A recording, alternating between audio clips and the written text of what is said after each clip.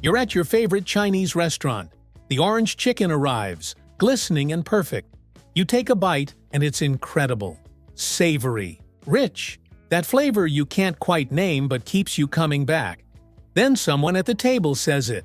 I bet this place uses MSG. Isn't that stuff bad for you? But here's something that might surprise you.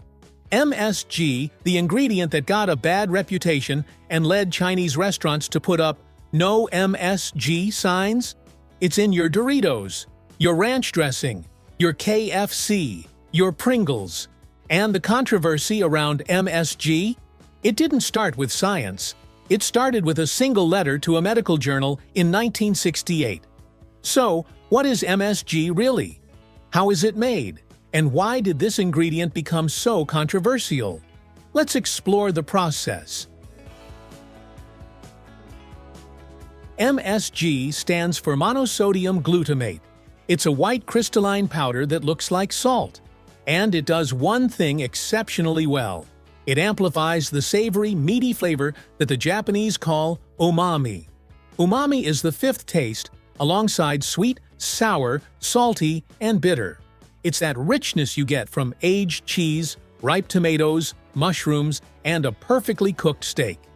MSG delivers pure umami in concentrated form. But here's the thing. MSG isn't some modern laboratory creation.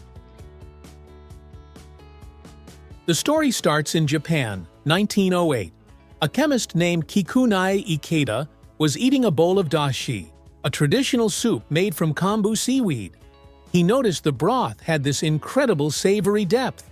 Ikeda became obsessed. What was creating that flavor? He took the kombu back to his lab. After months of experiments, he isolated glutamic acid. When he combined it with sodium, he created monosodium glutamate. He tasted it. There it was. That exact savory flavor, concentrated into a white powder. In 1909, Ikeda founded Ajinomoto, which literally means essence of taste. They started producing MSG commercially from kombu seaweed. It became wildly popular in Japan. Then it spread to China, Korea, Southeast Asia. By the 1930s, MSG was a staple seasoning across East Asia. So how is MSG actually made today? Originally, it came from seaweed. Producers would extract glutamic acid from kombu through boiling and crystallization. But seaweed harvesting couldn't keep up with demand. In the 1960s, Japanese scientists discovered a better method: fermentation. It starts with sugar, usually from sugar beets, sugar cane, or corn. This sugar is dissolved in water to create a nutrient-rich broth. Then they introduce bacteria, specifically Corynebacterium, the same types of bacteria used to ferment other foods. The bacteria eat the sugar. As they metabolize it, they produce glutamic acid as a byproduct, like how yeast eats sugar and produces alcohol, or how bacteria turn milk into yogurt. The fermentation takes 24 to 48 hours in stainless steel tanks at 86 to 95 degrees Fahrenheit. The bacteria multiply. The glutamic acid accumulates. Once fermentation is complete, the bacteria are filtered out. What's left is a liquid rich in glutamic acid. Then comes neutralization. They add sodium hydroxide. The sodium bonds with the glutamic acid, creating monosodium glutamate dissolved in water. This liquid is evaporated. As it concentrates, MSG crystals form.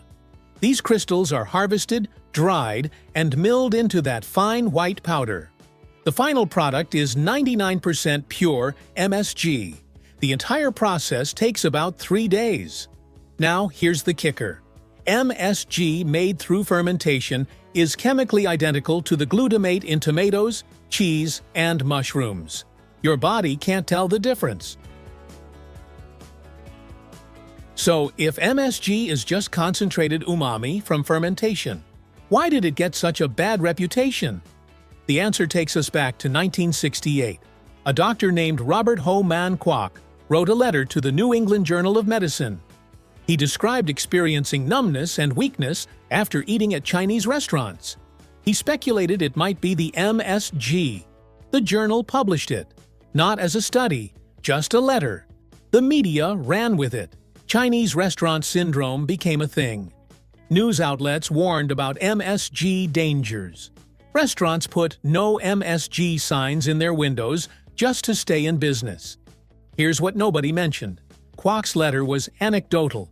No controlled study, no evidence, just one person's experience and a guess. Scientists immediately started testing MSG. Study after study, decade after decade. The FDA commissioned reviews.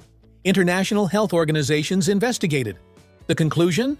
In normal amounts, MSG appears to be safe. The FDA classifies it as GRAS, generally recognized as safe, same category as salt and sugar. Some people report sensitivity, but in controlled double-blind studies, where people don't know if they're eating MSG or a placebo, these reactions typically don't appear at normal levels. But wait, while Chinese restaurants were pressured to remove MSG, American food companies were quietly adding it everywhere. Doritos, Campbell's Soups, KFC, Hidden Valley Ranch, Pringles, they just didn't call it MSG. They used terms like autolyzed yeast extract or hydrolyzed vegetable protein. All contain free glutamate, the same compound that makes MSG work. Today, MSG consumption is higher than ever. Asia uses about 1.5 million tons per year. Million tons. In Vietnam, it's called bot nyot. In Thailand, pong churot. In the Philippines, vetsin. Grandmas keep it next to the salt. And Western chefs are bringing it back. David Chang has been outspoken about MSG's unfair reputation. He uses it openly. Other chefs have followed. Because MSG makes food taste better. It enhances existing flavors. A tiny pinch can make a soup richer, a stir-fry more complex. The recommended amount? Half a teaspoon per pound of food. That's it. So let's go back to that Chinese restaurant. You're sitting there with your orange chicken. Someone mentions MSG. But now you know MSG is made from fermented sugar, like yogurt from fermented milk. You know the concern started with one anecdotal letter in 1968, not scientific research.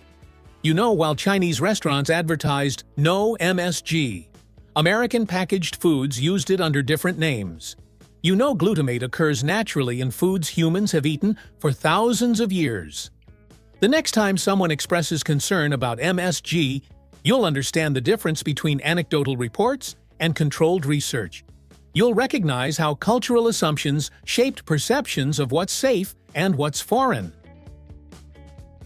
That's the process.